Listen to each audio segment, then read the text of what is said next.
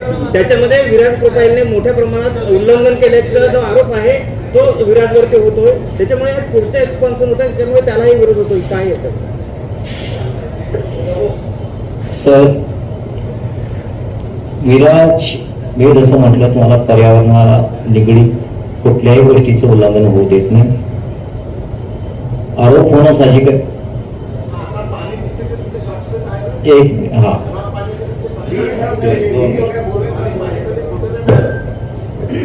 जे तुम्ही जे म्हणताय, मी आता तुम्हाला जसं सांगितलं की आपल्या प्रोजेक्टमध्ये लागणारं पाणी आम्ही रिसायकल करून घेतोय. CTP मधून पण आम्ही पाणी घेतोय. आता जे तुम्ही म्हणताय पाणी, ते जे तलावामधून येणारं पाणी येते, जे पाझरहून पाणी येतं, ते देखील आपण पाणी घेतो. त्यासाठी तीही योजना राबवते. पाणी कुठले सर आम्ही बाहेर जाऊ देणार नाही. आता जे आहे ते पाणी आम्ही रिसायकल नाही, आम्ही ते घेतोय आणि ते घेणार. असणाऱ्या प्रोजेक्ट मधून तुमचं प्रदूषण खूप होत आहे. त्यानंतर तुमची जी वाहनं आहे त्याच्यातून जे लोक पडतात, त्यामुळे बऱ्याच लोकांना त्रास होतो. गाड्या पंक्चर होतात, टू व्हीलरला नुकसान होतं. हे आपण दखल घेत ना, आपल्याला बऱ्याच वेळेस सांगण्यात आलं होते त्यावेळी रोड पण डेव्हलपमेंट होते. आपण असं काय म्हणतो की बाबा एक आता MIDC आहे, MIDC मध्ये एवढ्या इंडस्ट्री होत्या. जर एखाद्या गावामध्ये गेलो तर रोड छोटाच असतो ना. मग MIDC आल्यानंतर इथं रोड पण डेव्हलप झाले. आपण ह्या संकल्पनेला सोडलं पाहिजे की बाबा रोड किती करेल आणि मोमेंट वाढेल, असं नाही होणार. रोड पण मोठे होणार. आपण त्या दृष्टीकोन आता भविष्यामध्ये बघायला पाहिजे की डेव्हलपमेंट काय असू शकते. सर, ही जनसुनावणी शासकीय विभागाने जनसुनावणी आयोजित केलेली आहे, परंतु ते खाजगी जागेत होते, त्याच्यावर सुद्धा आरोप होतो. सर, माझा एक महत्त्वाचा मुद्दा आहे. मान ग्रामपंचायतमध्ये 2012 जेव्हा तुमची जनसुनावणी झाली, 10 कोटीचं आश्वासन दिलेलं आणि स्थानिकांना प्रथम प्राधान्य देण्यात येईल असं आश्वासन दिलेलं. 16 त्यांनी ठराव दिलेले ग्रामपंचायतीने मान्य. 16 ठराव विराज प्रशासनाने दिले. विराज कंपनीच्या 1 रुपया हस्तांतरित त्यांना दिलेला नाही. ज्यावेळेला मामांचा वाढदिवस सुद्धा विराज कंपनी मालकांचा, त्यावेळेला फक्त ती अंगणवाडी शाळेची रंगरंगोटी केली. त्याच्या व्यतिरिक्त त्यांनी 1 रुपया खर्च केला नाही. तुम्ही समजा 16 कोटी केला तर जिल्ह्यातल्या कोणत्या ठिकाणी केला? ऍक्च्युली तुमचा प्रोजेक्ट तिथे आहे, सेकंड प्रोजेक्ट तुमचं तिथेच आहे आणि त्यांना आजपर्यंत तुम्ही दिलेलं आहे 0 आश्वासन तुम्ही पाळलेलं आहे. ते सर पहिला, कारण बाकी प्रदूषण बोलत राहतील, पण मुख्य त्यांची मागणी की तुम्ही 2012 ते 2026 या कालावधीत त्यांना 1 रुपया तुम्ही खर्च नाही केला शेअर काढला. आणि तुम्ही जे म्हणताय की जिल्ह्यामध्ये दिलेलं, जिल्ह्याच्या ठरावात काही गोष्टी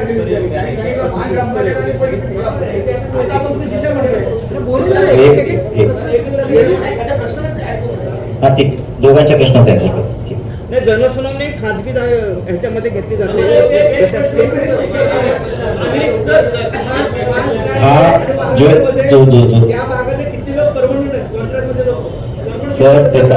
ऐका, मी इथं बसून तुम्हाला हा डेटा डायरेक्टली, जसं तुम्ही आता माझ्यासाठी नवीन प्रश्न आहे, पण मी तुम्हाला हा डेटा उपलब्ध करून देईन.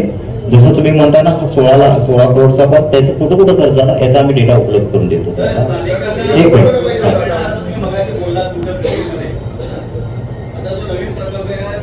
अनेक लोकांना इकडे स्थानिकांना रोजगार उपलब्ध होईल, त्यांच्या रोजगाराची दिशा खुली होईल म्हणताय. पण आता सुरू असलेल्या प्रकल्पामध्ये 300 ते 400 कामगार तुम्ही गेटच्या बाहेर काढलेला आहात. म्हणजे स्थानिकांकडून 300 किंवा 400 अशा लोकांना मी बाहेर काढलेलं म्हणतात. फक्त ही बातमी निराधार आहे. मी सांगतो, कारण आम्हाला लोक गरजेचे आहेत. लोक नाही, ते आपलेच आहेत. सगळे जितके आहेत ते सगळे आपलेच आहेत. काढण्याचा काही प्रश्नच येत नाही, कारण विराजमध्ये जसं ऍक्टिव्हिटी आहे. आज विराज MIDC मध्ये 15,000 लोकांना रोजगार देतो. 15,000 लोकांना. तर ही असं असतं तर ते 11,000वरती आलं असतं. गेल्या 3 वर्षामध्ये रोजगाराची संख्या वाढत गेली, कमी नाही झाली. मी 2 गोष्टीवरती यावरती आवर्जून सांगतोय की स्थानिक असू दे किंवा कोणी असू दे, आज मी इथं आहे किंवा आपण सगळेजण इथं आहोत, कशा स्किल्समुळे तर येतो ना सर. आपण आपल्याकडे स्किल पाहिजे. एखादी कंपनी जी मेकॅनिकल आहे ना, तिला रन करण्यासाठी स्किल पाहिजे. आता स्किल डेव्हलप, आपण मूळच्या प्रश्नावरती जातच नाही. स्थानिक लोकांना आपण प्राधान्य देतोय. स्थानिक लोक आपल्याकडे काम करतातच, पण त्याचं स्किल डेव्हलपमेंट कसं होईल याच्यावरती आपण नाही विचार केला पाहिजे. त्यासाठी आपण हे करतो. सर, आता जो प्रोजेक्ट सुरू आहे स्थानिक किती लोक आहेत, काय संख्या आहे स्थानिकांची? सर, तो डेटा मी तुम्हाला काढून देईन.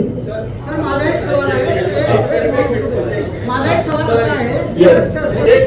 आपने एमआईडीसी का फॉलो नहीं किया हुआ है। मैं लिख के दे शॉपचा प्रोजेक्ट नाही आहे.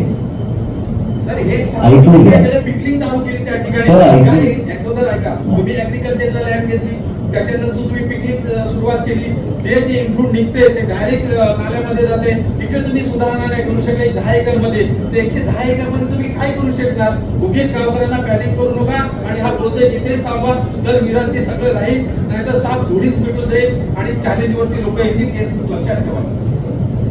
याच्या संदर्भात मी इतकंच बोलेन की याच्या संदर्भात जी स्टडी केलेली आहे त्याचा रिपोर्ट आहे आणि हा डिसिजन माझा नाही किंवा आपण मी नाही घेऊ शकत किंवा आम्हाला तो अधिकारी नाही त्यासाठी गव्हर्नमेंट आहे तो गव्हर्नमेंट आहे. आमच्याकडे अधिकार आहे बोलण्याचं त्यांनी आलं पाहिजे ना. सर माझा प्रश्न असा आहे की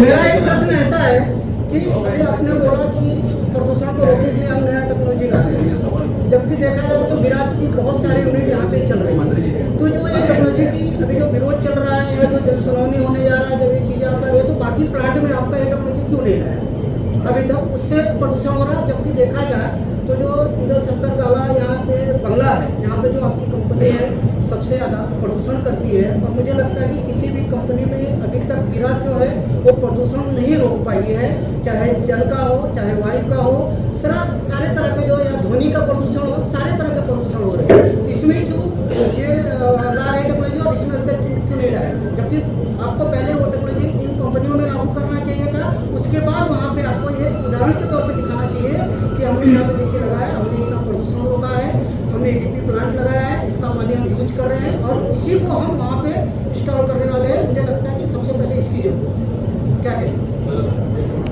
येस हे अच्छा नाही खूप चांगलं सजेशन आहे याच्यावरती बिलकुल कारवाई आणि मी म्हणूनच म्हटलं की जे नवीन टेक्नॉलॉजी आहे त्याचीच आपण इकडे दखल घेतो बाकी जुन्या टेक्नॉलॉजीवरती हा प्लांट आधारित असणारच नाही.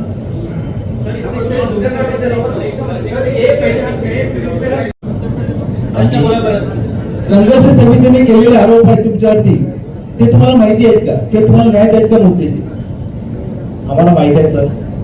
तर त्यात काय काय माहिती नेमकी काय माहिती अच्छा संघर्ष समितीच्या माध्यमातून जे पत्रकार न्यूज मध्ये दिले आणि त्या न्यूज आम्ही ज्या वाचल्या त्याच्यामध्ये जे पॉइंट्स आहेत या सगळ्या पॉइंटचा आम्ही विचार करूनच हा सगळा अभ्यास EIA मध्ये आहे आणि त्याच्यामध्ये ह्या सगळ्या गोष्टी ऑलरेडी इन्क्लूड केले गेले. अच्छा याच्याशिवाय ज्या सजेशन्स असतील ज्या तक्रारी असतील किंवा जे काय असेल ते आरोप मान्य आहेत का. आरोप नाही आहेत सर. मग त्याने आरोप केले तर 10 कोटी जे आश्वासन दिलं तरी दिले नाही. दुसरी गोष्ट स्थानिकांना रोजगार दिला नाही. मी याच्यावरती तिसरी गोष्ट भूगर्भातील पाणी प्रदूषित झालेलं आहे. तर मी याच्यावरती आन्सर केलंय 10 कोटी स्थानिक रोजगार प्रदूषणावरती मी आन्सर केले आहे. 10 कोटी तुम्ही ग्रामपंचायतीला दिले नाही ना. आश्वासन देऊन दिलेलं नाही.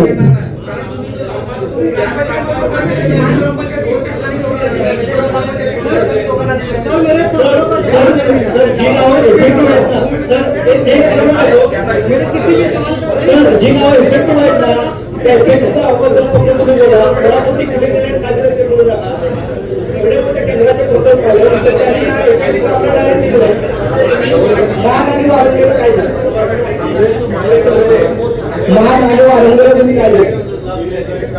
सवाल का मी तूच म्हणलं की त्याचे डिटेल्स मी तुम्हाला उपलब्ध करून देईन त्याचे डिटेल्स मी उपलब्ध करेन.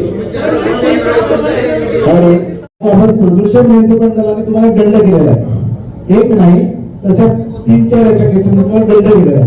तुम्ही जेव्हा सांगता का प्रदूषण होणार नाही तुम्हाला क्लोजरची नोटीस सुद्धा दिली आहे.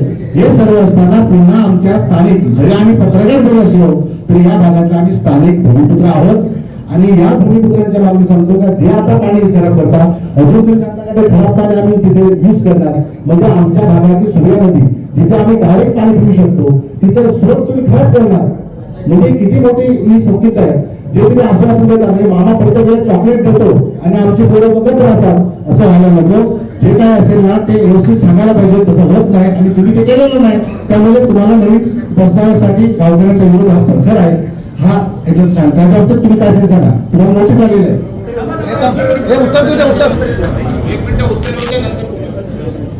मी जसं आता म्हटलं ना की प्रदूषण महामंडळाकडून ज्या एखाद्या वेळी आमच्याकडून एखादी दुसऱ्या प्लांटमध्ये, कारण ज्यावेळी कंपनी चालते त्यावेळी ऍक्सिडेंटल इमिशन झाले आणि ते निदर्शनास आले दिले तर प्रदूषण महामंडळ त्याची कारवाई करते, त्यांच्या कारवाईचा पार्ट आहे आणि त्यांच्याकडे जी सजेशन तरी करतात की हे तुम्ही करून घ्या, त्याच्याप्रमाणे आपण त्याचा पाठपुरावा करतो आणि त्याची त्यांना दखल त्यांनी घेतल्यानंतर मग ते सुरू होतं. हा तर कायद्याची प्रक्रिया आहे, त्याचा आम्ही पाहिलं, आम्ही त्याला अपवाद नाही आहे.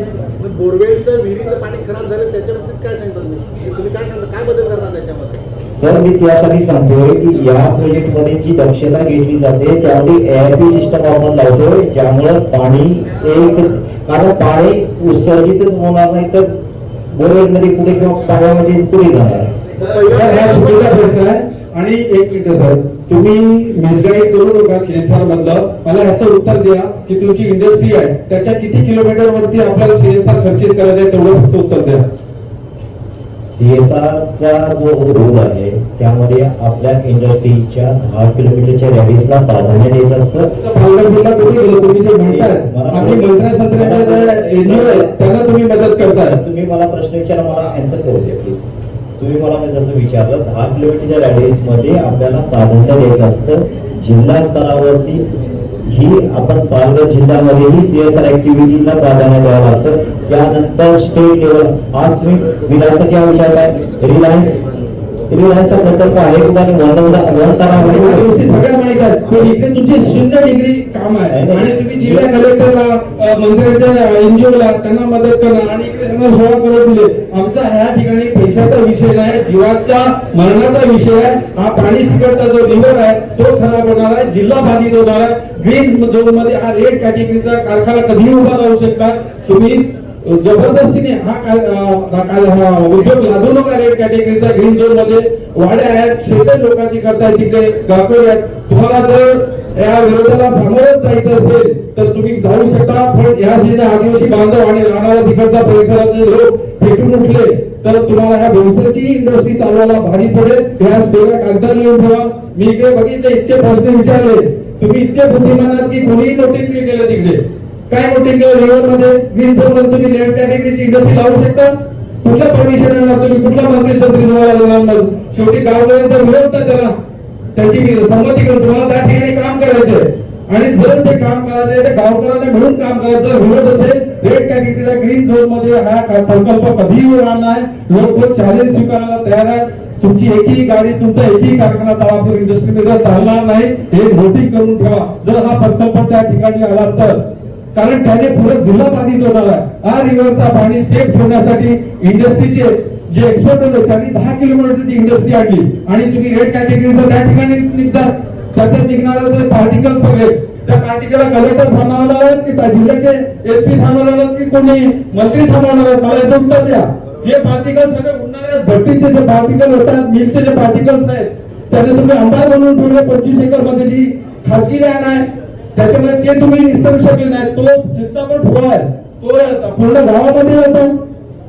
सगळे मानव दृष्टीची, जीवदृष्टीची आहे, त्यांची विल्हेवाट लावायची असेल तर हा प्रकल्प लावा. अगर इज्जत ठेवायची असेल, तुमची शान ठेवायची असेल मुलाची, हाही त्याच्यात सीमिता आणि इंडस्ट्रीमध्ये कुठल्याही दुसऱ्या ठिकाणी जागा शोधा की तुम्हाला जागा शोधायलाही आम्ही मदत करू. परंतु असा बेजबाबदार विराचं नाव आम्ही असा प्रोजेक्ट इकडे आणू नका. रेड कॅटेगरी लोकांच्या भावना तीव्र आहेत आणि त्याला सामोरं जाताना तुम्हाला समजेल.